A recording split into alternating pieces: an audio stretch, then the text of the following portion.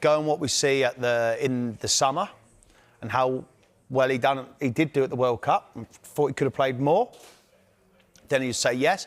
You forget how hard it is for him to go over, English people to go over to Spain and play at Barcelona and perform. He did that over there. Can he help Manchester United? Absolutely. Can he prevent Manchester United to go in and pay 80, 90 million on a player when they've already got one in the building in Marcus Rashford for a replacement? No. So it ultimately, for me, comes down to the conversation that Marcus Rashford and Michael Carrick have.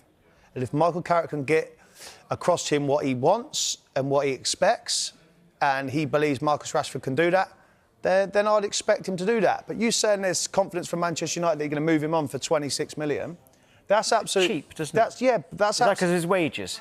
Yeah, but to get him off. But don't forget about it. If he's going for 26 million, and he's going now, and you're going to argue like everyone has spoke about how much money he's on, etc., etc. Well, he's going to take a pay cut wherever he goes. Manchester United will be subsidising that. They'll have to give him money to leave. So keep him.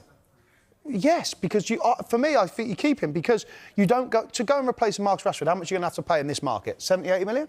Well, if Barcola's 150. Oh, don't get me started on transfer numbers. You brought it up. Yeah, I know, but just how much will it cost? Yeah, I know, but I'm just saying, like when you say Barcola costs 135 million, you're talking Rodgers 117 million, and like the transfer fees are just obscene at the moment where it's going. But it's going to cost a fair few quid to replace Marcus Rashford in that position at Manchester United. It was very interesting. Look, a lot of last season, I think his future seemed more likely away from Old Trafford going into this season.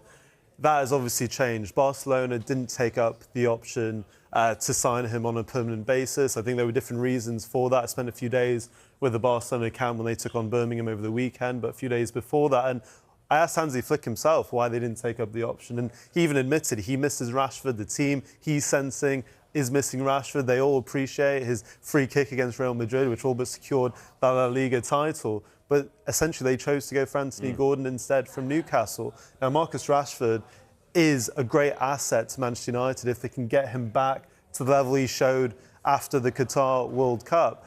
We haven't seen that Marcus Rashford in Manchester United shirt for a long time, though.